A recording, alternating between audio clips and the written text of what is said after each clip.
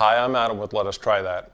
You know, when it comes to cooking, my favorite recipes not only taste good, but they're also quick and easy to make.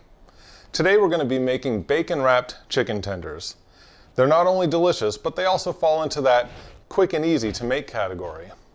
This recipe uses just 3 ingredients, and it only requires about 15 minutes of prep time. I originally found this recipe on the Wholesome Yum website, and I'll link to them in the description. Check out their website if you want to see more great recipes. For this recipe, you'll need just 1 pound of chicken tenders. It could be breasts or thighs. You'll need some cheddar cheese and 8 slices of bacon. I'm going to start by cutting my chicken breasts into chicken tenders. I'll cut each one into 4 or 5 relatively equal-sized pieces.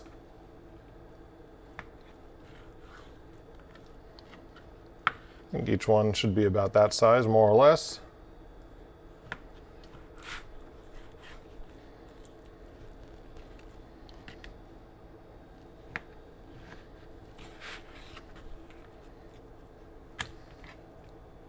So I think 4 pieces will do. Once you've cut your chicken breasts into chicken tenders, we're going to brine them. So we'll fill up a bowl with warm water.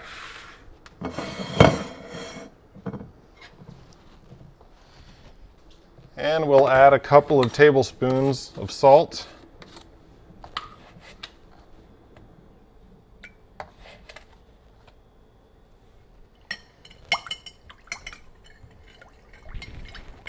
Just want to mix it around so the salt dissolves into the water.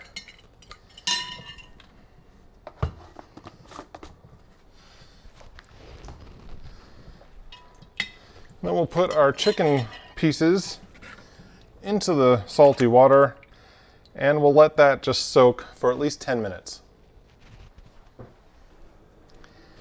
I know I said this recipe only uses 3 ingredients, but that's if you're not counting the water and the salt for brining. Anyway, while this is brining, we can preheat the oven. And while the oven is preheating and the chicken is brining, we can cut up some cheese with a clean knife and a clean cutting board. We're going to put a slice of cheese on each chicken tender, and then we're going to wrap the chicken and cheese with bacon. So we'll need 8 pieces, 1 for each chicken tender.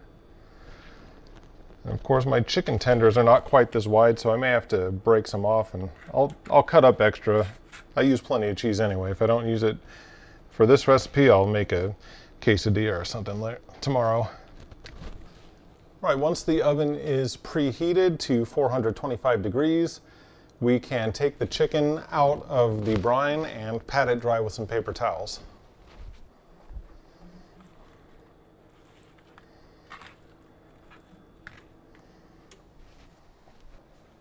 And for each piece of chicken, I'm going to put a piece of cheese on top.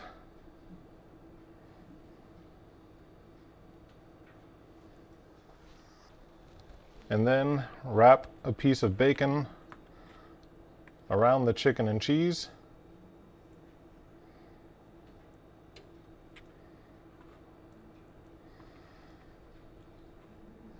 And then we can put this on a baking sheet that's either lined with foil that's lightly greased or with a piece of parchment paper.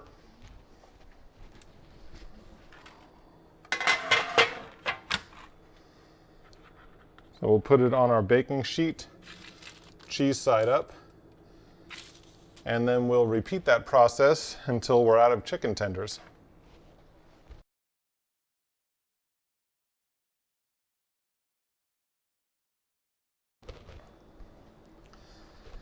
All right, once we have all of these wrapped up with bacon and ready to go, we'll put them in the oven for about 13 to 16 minutes.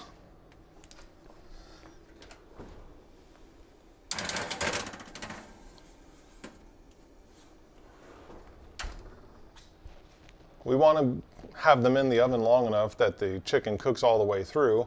And if you have a meat thermometer, I would highly recommend getting one if you don't have one.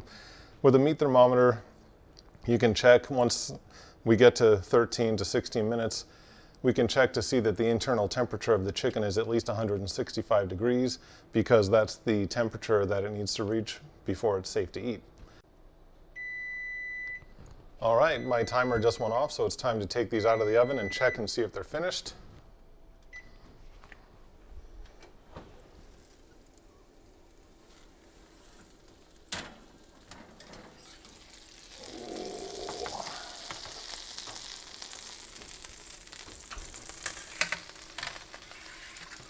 So we can see the bacon is not quite done yet, but if the chicken's done, we'll put it back in and broil it for a couple of minutes, 2 or 3 minutes, to make the bacon a little more crispy.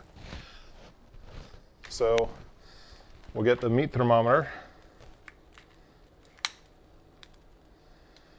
and I'll just find one of my thickest pieces, and we'll see what the temperature gets up to.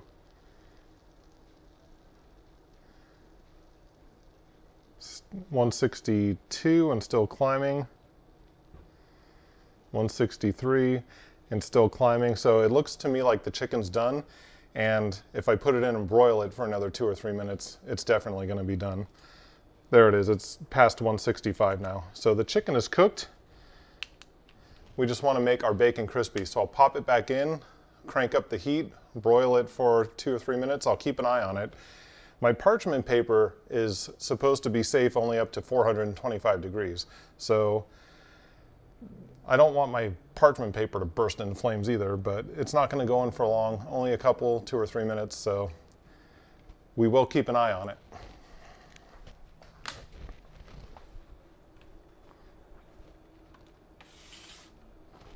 All right, so back in it goes. And I'll set it to broil. All right, so now it's broiling, and I'll just keep an eye on it, and as soon as the bacon starts to get a little bit crispy, I'll pull it out, then we'll let it cool off, and then it'll be ready to eat. Okay, I apologize for the noise, but I had to turn my exhaust fan on because there's a lot of steam and maybe even a little smoke coming out, but I think they're just about done. They were in there for 4 minutes, and the bacon is starting to get crispy.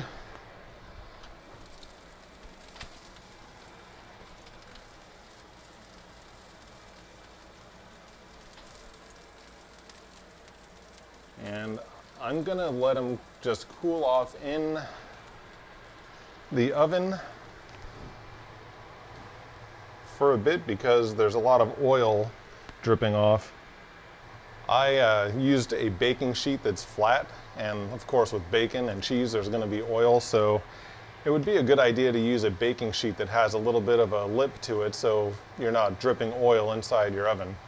So a little bit of a fail on my part there.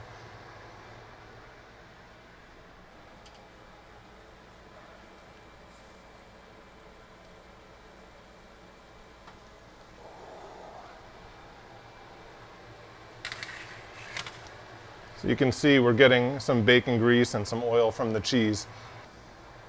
Using a tray like this would have been a better idea so that there's not oil or grease dripping off of the baking sheet.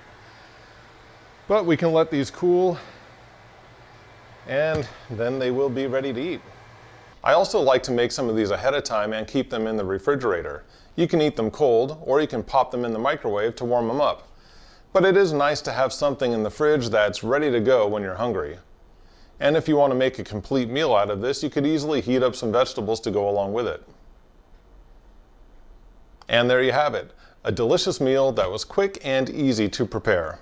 If you like this video, please give it a thumbs up, comment, and share it on social media. If you want to see more videos like this one, be sure to subscribe and hit the bell notification icon so you don't miss any future videos. Thanks for watching, and I'll see you next time.